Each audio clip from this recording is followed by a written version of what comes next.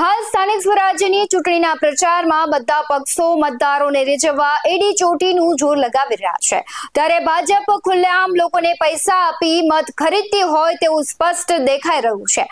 આજે તમારી કેવી રાજનીતિ કે તમે મત માટે લોકોને લાલચ આપો। નમસ્કાર, આપની સાથે હું ભગવતી વિશાવડિયા। વાત છે કચ્છના રાપરની કે જ્યાં વોર્ડ નંબર 1 માં નવાપરા વિસ્તારમાં ભાજપના લોકો રૂપિયાનું વિતરણ કરી રહ્યા છે અને વિડીયો આપ જોઈ શકો છો કે ભાજપ પૈસાથી લોકોને ખુલ્લેઆમ ખરીદી રહી છે।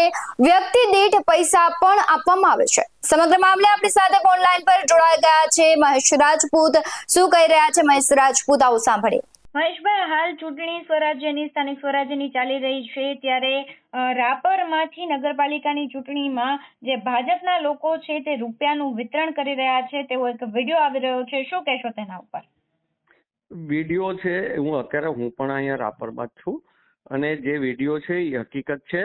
એ વોર્ડ નંબર 1 ના નવાપરા વિસ્તારની અંદર મતદાર યાદી સાથે ભાજપના મિત્રો ફરી રહ્યા છે અને મારું ઘર હોય સમજો દાખલા રૂપે, તો એ ઘરની અંદર કેટલા લોકો, તો એના નામ બોલે અને એટલા લોકો દીઠ રૂપિયા બાટી રહ્યા છે। તમને બહુ સ્પષ્ટ એમાં 500-500ની નોટો પણ તમને વિડીયોમાં દેખાશે। આ રીતે લોકશાહીનું હનન અત્યારે ભાજપ કરી રહ્યું છે।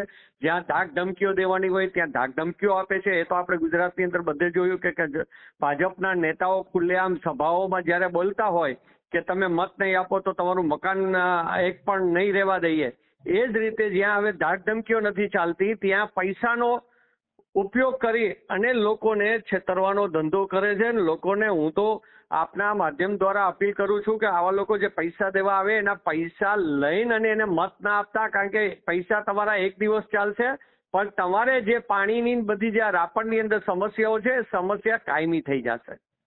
જી મહેશ, તમારા એક દિવસ ચાલશે પણ તમારે જે પાણીની બધી જે રાપરની અંદર સમસ્યાઓ છે એ સમસ્યા કાયમી થઈ જશે। જી મહેશ, તમારા એક દિવસ ચાલશે પણ તમારે જે પાણીની બધી જે રાપરની અંદર સમસ્યાઓ છે એ સમસ્યા। આજે તમારો લોક સંપર્ક આ રીતે ગુજરાતમાં લોક પ્રતિનિધિઓ ભાજપ વિજય બનાવવા માંગે છે। સત્તાની લાલચે દેશ, રાજ્ય અને ગામડામાં ખુલ્લેઆમ ભ્રષ્ટાચાર ચાલી રહ્યા હોવાનું આ ઉદાહરણ સામે આવ્યું છે। આપનું શું કહેવું છે કમેન્ટ કરી જરૂરથી જણાવજો। આવા વધુ અહેવાલો સાથે ફરી મળતા રહીશું। તમે અમારી YouTube ચેનલને સબસ્ક્રાઇબ કરવાનું, અમને Facebook અને Instagram પર ફોલો કરવાનું ભૂલશો નહીં। બાકી નવી અપડેટ્સ મેળવવા માટે આપ જોતા રહો BS9 TV ન્યૂઝ। નમસ્કાર।